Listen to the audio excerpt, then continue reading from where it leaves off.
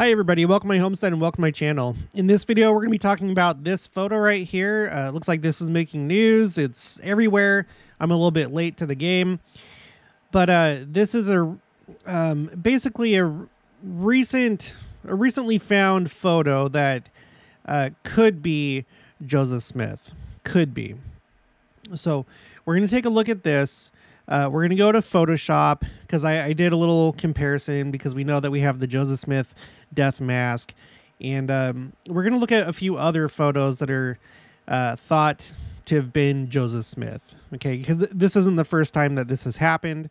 But let's look at this most recent story, and then we'll go to Photoshop and then go from there. So we're looking at the Deseret News. Does an image of Joseph Smith exist? What one descendant found in a forgotten family heirloom. This was just yesterday that this came out. What did Joseph Smith look like?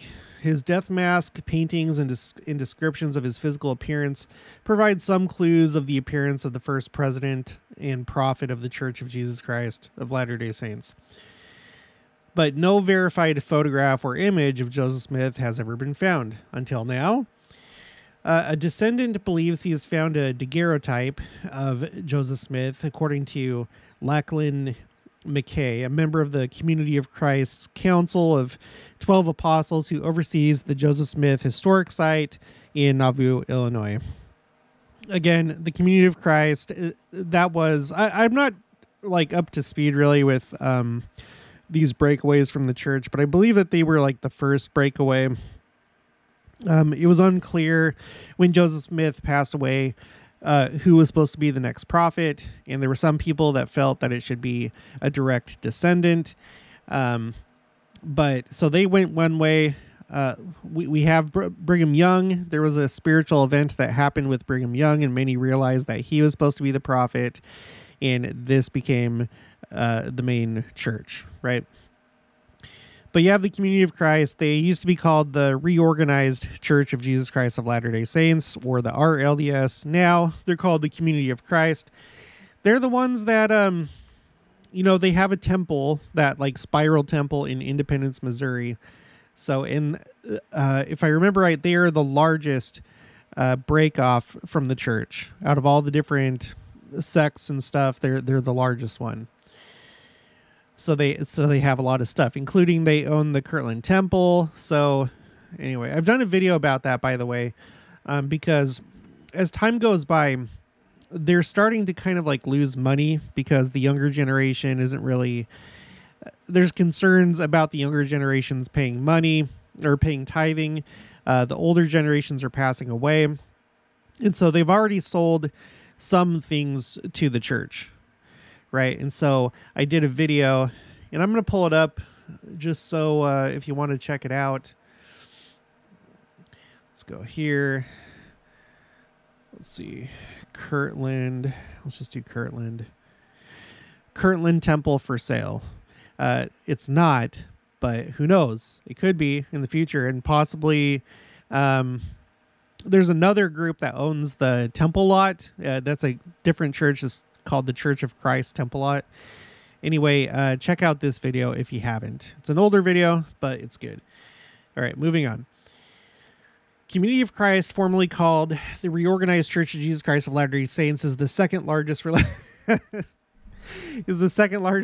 body to trace its origin to the revelations of Joseph Smith.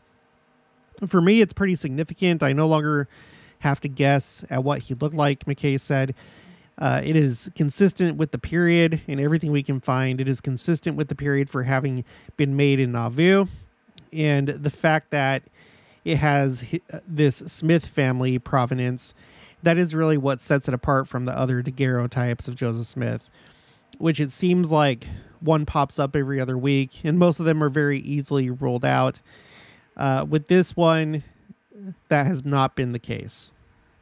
You know what? Let's just take a quick look at those other ones that he's talking about. So there's a few websites that and blogs that really go over this. I'm not going to really read anything from them, but I will put their link down in the description if you want to look at it. But here's an example of a few that have come out. I remember when this one came out. And I was like, whoa. Here's some others, here's some others, here's some others. So you can visit this site if you'd like. There's also Brunson 20, which it seems like this person has kind of done a lot on this particular one. So you can check this out. It looks like it's pretty thorough, However, in regards to this one right here, because I remember this one kind of causing a little bit of a stir. There's a few things I found about this one. This is from DeseretNews.com. This is back in 2008. Okay. Julie Pace, holding grandson Cole, looks at the display of in the Joseph Smith Memorial Building. Oh, so they actually had a display in the Joseph Smith Memorial Building. If you don't know the Joseph Smith Memorial Building, I actually had this already pulled up because we were going to look at something else. Okay, let's go to the map. Let's go to satellite. Okay. The Joseph Smith Memorial Building. Oh my gosh, what the heck happened here? Sorry, I okay, there's the City Creek Center. Oh, okay. And now it's going to freeze. Yeah, of course it is. Joseph Smith Memorial Building. Let's go back. The Joseph Smith Memorial Building is basically a building that's part of the two blocks that include church headquarters and Temple Square. It was a hotel for a while. It has a beautiful, beautiful lobby with large columns, and it's this building right here that looks like an H.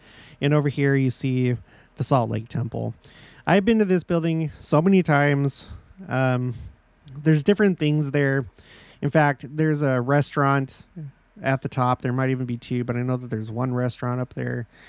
So anyway, okay, let's go back here. So that's where this is taking place.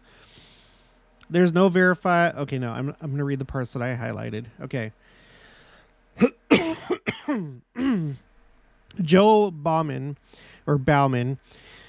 recently retired Deseret News reporter, has been researching and collecting daguerreotype photography for more than 40 years. That's a very specific interest and hobby. He said the photograph in question is said to have been taken in 1840, but the technology of that process doesn't match that time period. He says, there's no way it's Joseph Smith. Bauman said he believes it looks more like a late 1840s or early 1850s daguerreotype. He also said the photo has a plate mark on it that came later than 1840. Dennis Waters, a New Hampshire man who has studied and collected daguerreotypes for more than 20 years, said it would be impossible for the image to be Smith. Quote, "I'm laughing," Waters said. "That's rude," Waters said in a phone interview as he looked at a copy of the image. "I've looked at 15,000 daguerreotype plates, and this plate could not have been taken before 1848. This cannot possibly be Joseph Smith." Waters said the man looks too young.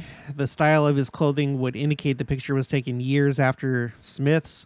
He also said there weren't any daguerreotypists capable of producing such a high-quality image in the places Smith would have been in the years leading up to his death.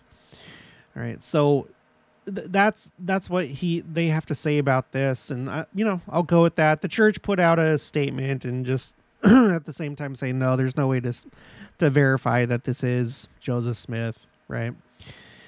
Here's another blog type thing that goes over different photos. So, you can check this out. I'm just pulling together these resources.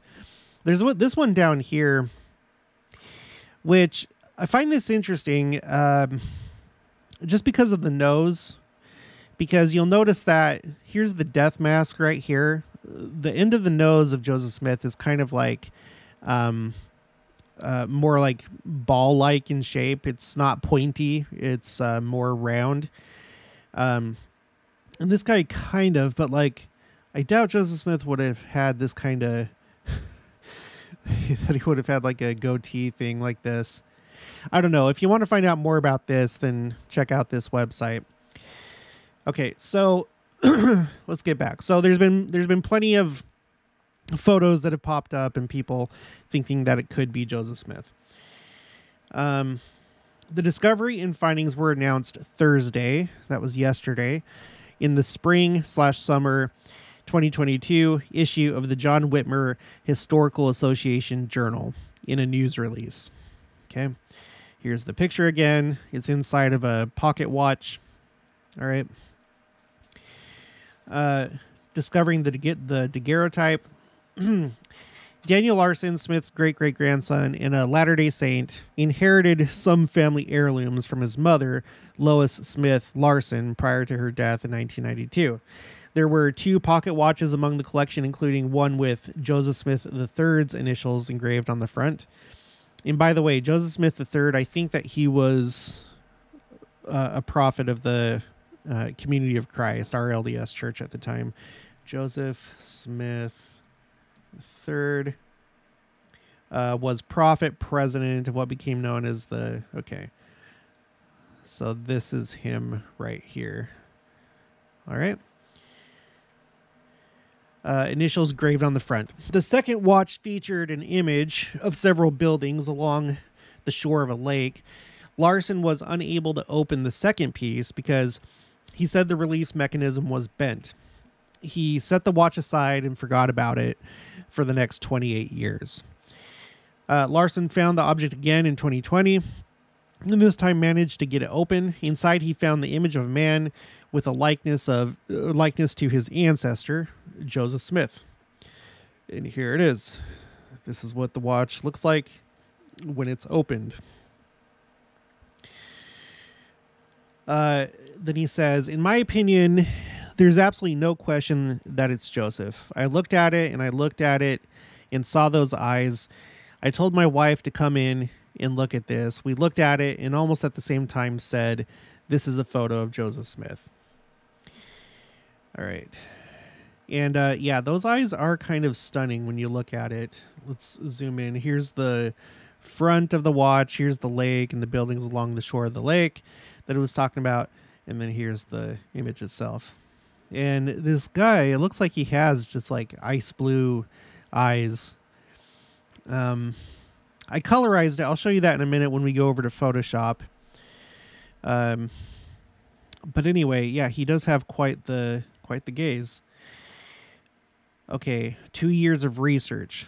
For the last 2 years, McKay has collaborated with Ronald Romig, who has 30 years of experience examining Smith family visual materials to study the image, the artifact, and its authenticity.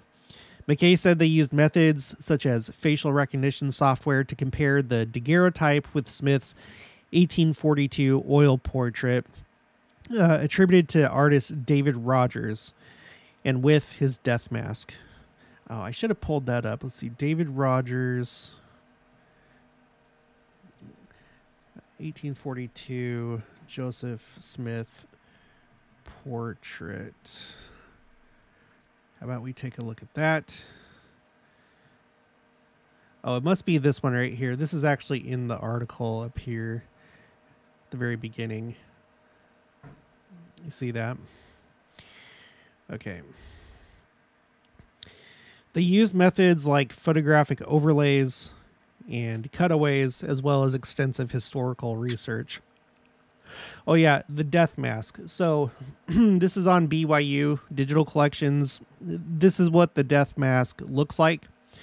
And that's actually why I had this pulled up originally. Why I had Google Maps pulled up.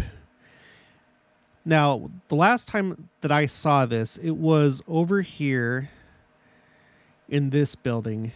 Okay. This is the church. Well, there's like a new church history library, but this is the Church History Museum. Across from that, that's the, I don't know what it's called, the family history, the church family history library. I've been here too. Like, you used to go here and they had like all the microfilm, microfiche for doing, genealogy research. And it was very laborious doing that. You'd have to like go find the right reel and then go put it in this like projector. And then you would like manually crank it like a monkey, looking for names so you could do your family research. We've come a long way since that time, and that's just within my own lifetime. Anyway, this is across from Temple Square. Here you can see the Salt Lake Temple and the scaffolding, and then there's the church office building, and then there's this nice crosswalk that leads into Temple Square, and there's the tabernacle right here. You can't really see it too well, but anyway, last time I saw it, I don't know if it's still there, but I saw it in this building. Okay, quote. This is McKay. I've become convinced that it is, in fact, Joseph. It feels like it fits. It's consistent with the portrait. At first glance, the overall impression is some ways different, but the individual features are really quite similar, and it is consistent with the death mask. It would be helpful if we had lots of other photos to compare it with. Of course, we don't. Okay, this is the point where we pull up Photoshop. Okay, so I pulled together these images, the death mask. It seems like that's the best death mask image. And what I did is I made it less opaque or more transparent, however you want to think of it. I colorized, because Adobe Photoshop, they have what's called a neural filter, and you can colorize old photos. It doesn't do a perfect job. As you can see, there's like some purple up here in his hair, and it kind of like bleeds off into the background. So it's not perfect, but sometimes it is pretty good. So I took this, and then I turned this one, the death mask, black and white. Okay, and I put it right over his face. So I'm going to toggle it. It's on there right now, but I have it hidden. Let me turn it on. Okay, there's the death mask right there. And we'll just toggle it a few times if you want to look at the screen, in case you're just listening. So there's that. There's that. That. One thing that kind of impresses me is you have his eyebrow ridge right here. And his eyes are kind of set back. He's like one of those people that have kind of set back eyes. And that's what it looks like in the death mask right here. You can see a really harsh shadow right here. Okay. And that seems to match up with him. The one thing though is, like I said, remember how, like, look right here at the tip of the death mask nose, how it's kind of round and ball-like, whereas this photo, he looks like he has a more pointy nose. I mean, I don't know. Again, I'm not an expert. Also up here at the top of the nose, where the nose meets the forehead, this kind of like fans out quite a bit right here. You see what I'm talking about? This kind of like wide V type shape. Whereas right here on the death mask, it's a lot more narrow. It's not really a V shape. But again, I don't know. That's obviously, I'm not a professional, so who the heck knows? I will say it looks like the mouth is the right width, right? Because some people have really narrow mouths or small mouths. Other people have really wide mouths. And let me just toggle the image again. It looks like the mouth is the right width, right? The distance between the nose and the upper lip, this space right here, that looks like the right distance. Even just like kind of like the cheekbone area, that does seem like it matches up pretty well. So I don't know. For me, it looks like it matches pretty well, with the exception of the tip of the nose. Trying to see if there's like any other features that stand out. I don't know. You'll have to put in the comments below what you think about this. Do you like looking at this? Does it look like a match to you? It kind of does to me. There's these creases right here that go from the corner of the nose into the cheek area. You kind of see that a little bit with the death mask right here. Let's look at and even like the size of okay, so from the bottom of the lower lip to the chin, that even looks like that's about the right size.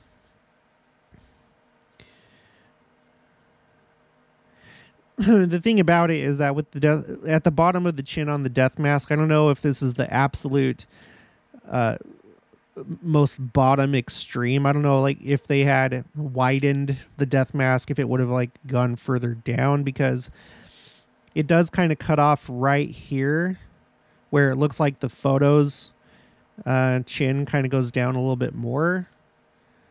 But again, I might not have this perfectly sized or fit to the face, but either way, it does look like it's pretty close though. It does look like it's pretty close. Okay, without and with.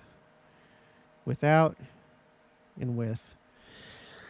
I don't know if this right here is a hairline at the top of the death mask. It looks like it probably is, because it gets all like, you know, you have the forehead, it's smooth, and then you get up here and it starts to get kind of not smooth, and that seems to match up with the photo's hairline.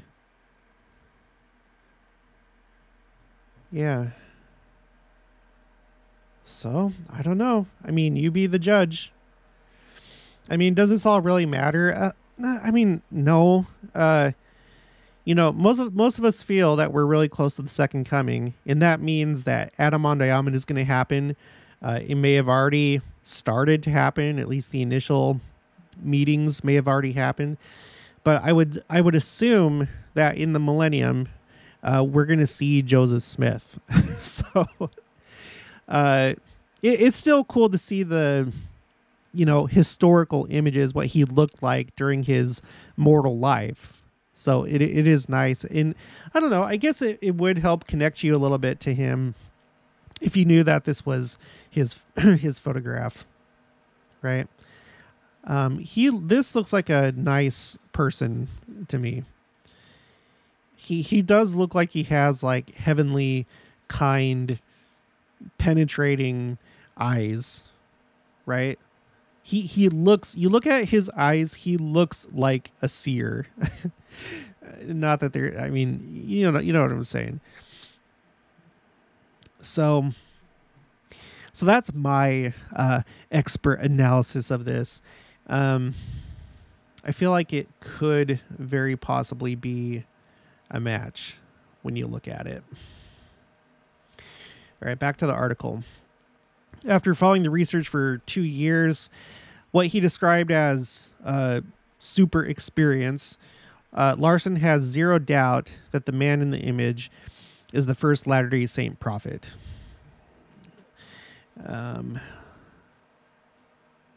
Let's see. Let's continue on. Who's the photographer? Let's just, I don't care. The penetrating glance of Joseph Smith. Early Latter-day Saint Apostle Parley P. Pratt once described the power of Joseph Smith's gaze. Let's take a look at this. Let's take the death mask off. Yeah, look at that. It has penetrating power. It does. Okay, this is from Pratt. There was something connected with the serene and steady penetrating glance of his eye, as if he would penetrate the deepest abyss of the human heart, gaze into eternity, penetrate the heavens, and comprehend all worlds. all worlds. All right. Yeah, he wasn't holding any punches there. Yeah, look at that. The eyes of the man in the daguerreotype evoke similar feelings for McKay.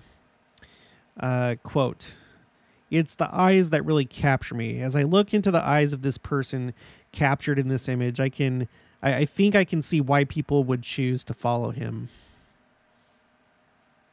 Yeah, I would follow this guy. I would. I mean, if it was just based on appearance. There are other features of the face that McKay thinks match up, such as the mouth on the right, the eyelid on the left, and the frown line or deep wrinkle adjacent to the left eyebrow. Oh, like, okay, this right here. So this right here, I think this is what he's talking about, this frown line, which I don't know if you can see it very well over here. Maybe this is it. Okay, what did he say? The mouth on the right. The mouth. So on the death mask, the mouth on the right kind of like has this kind of shape, I think. How does that match up over here, though? I don't know what he's talking about. Is he talking about his right side? Is this? I don't know. The death mask should be it wouldn't be reversed, would it? Because if it was, let's just reverse it. Let's see, horizontal. Go like that. If that's what he's talking about, the right side of Joseph Smith's right, this corner of his mouth does kind of match what's happening right here.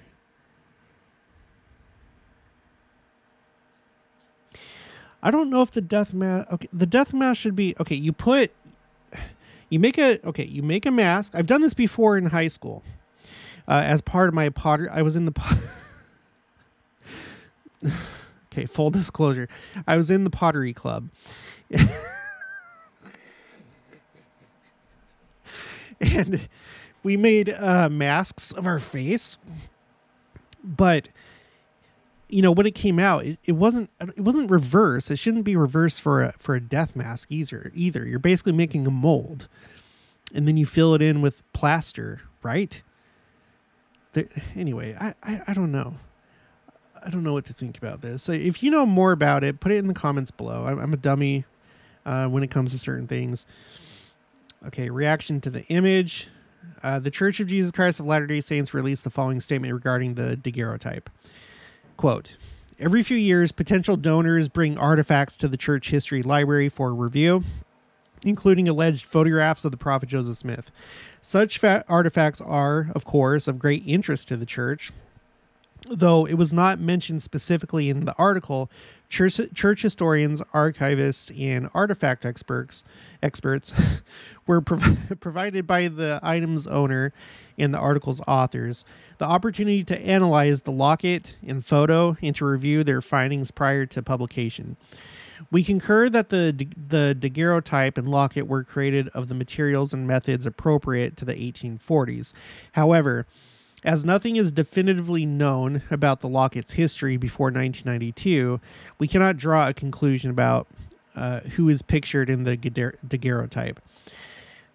We welcome the recent publication of the image and hope it will prompt the discovery of additional information helpful to determining its authenticity."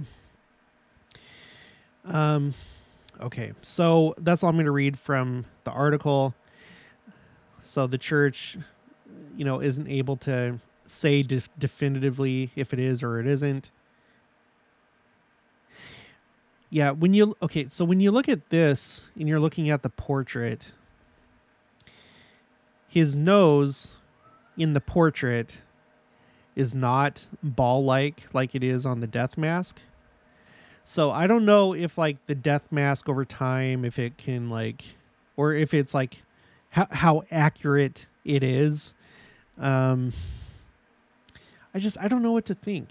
But in the portrait, the tip of his nose is not really ball-like. And then here's Joseph Smith's right side of his mouth in the portrait, and it does have this the kind of little, I don't know what you want to call it, kind of like tapering or crease or something like that when you compare this to his over here. So I don't know. Looking at the photo, it looks like his earlobes, there's like two types of earlobes. There's earlobes that are attached and earlobes that are not attached. And let's look at let's go to the Joseph Smith papers. I want to see a large picture of this. Yeah, let's look at this. This is Church News. Let's go to this website. New Joseph Smith Papers volume features Eliza R. Snow poems, Revelation on baptisms for the dead. Okay, so looking at his earlobes. Hey, Pinterest thing, could you please not do that? Gosh, sorry, it's all like messed up. Anyway, right here, you can see that it looks like he doesn't really have attached earlobes. Okay, at the bottom. Whereas, let's go to Photoshop. Right here, if you look at his ear right here, it looks like it's definitely attached. It looks like it's definitely attached. Unless this is like some kind of, well, I don't know if you'd call it an artifact in an actual photo. I think artifacts are in digital photos, like JPEG artifacts. But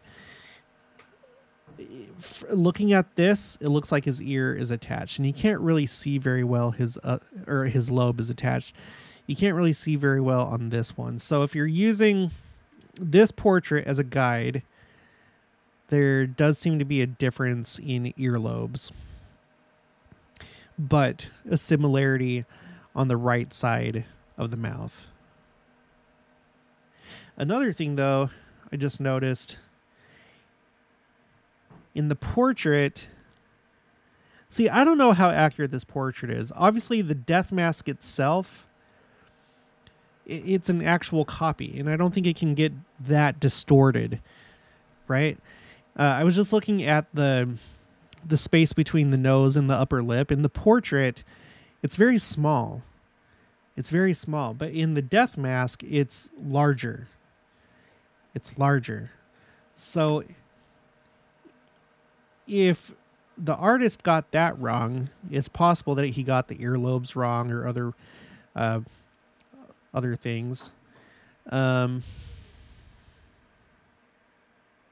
Okay. There was one other thing. I thought I was going to mention it here in this article, but I'm going to find that other article again. Let's just do Joseph Smith. Go to news, religion news service. This website is not very, doesn't look too kindly on the church. This is written by Jana Reese. I think she's the one that does all the articles about the church. Anyway, so if you ever come here, don't think that it's going to be like a friendly website toward us. But I saw something here, I thought, where it said it was like a 95% match. 95. Okay. Here it is. They hired facial recognition experts to compare the daguerreotype to Smith's death mask. The company reported back that 19 of 21 measured features matched within a 95% confidence interval. Okay. So that's an interesting bit of information that this company, whoever they are saying that 19 out of 21 matched within a 95% confidence interval. So I feel like that gives it more validity. The fact that facial recognition experts looked at this and that's what they came up with. Another expert compared the daguerreotype's facial features with those seen in the most famous oil painting of Joseph Smith, noting that the hairline and other features were a match and that both images showed the same distinctive frown line near the left eyebrow. The article states, frown line.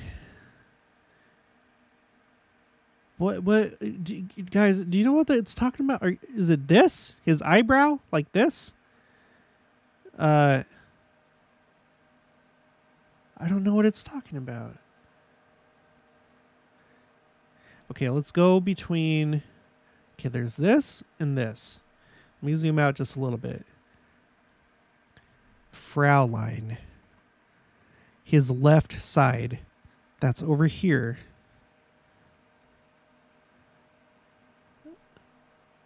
Oh, maybe. Okay. Okay. I think I got it.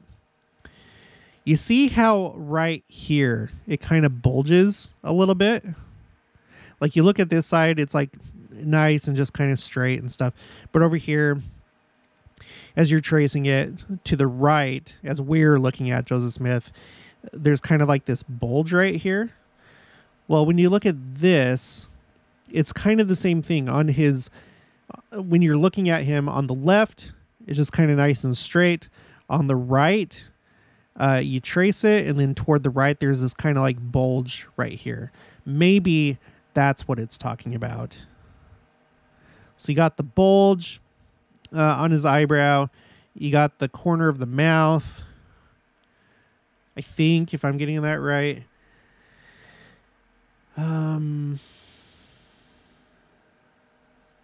See if there was anything else. I should have looked at this article closer. Yeah, I think that's good for this video. If you want to research it more, I'll leave all the links for all these different websites in the description below. I would love if there was some way to verify this, but whatever the case, we'll see him in the millennium, I'm sure. If not at Adam on Diamond at whatever session you attend. All right, that's going to be it for this one. So if you haven't already, please make sure to subscribe. Leave your thoughts and opinions down in the comments below. Okay, I messed that up. That's going to be it for this one. If you haven't already, please make sure to subscribe. Like this video if you liked it. Leave your thoughts and opinions down in the comments below. Also, make sure to share it, and I will talk to you guys later.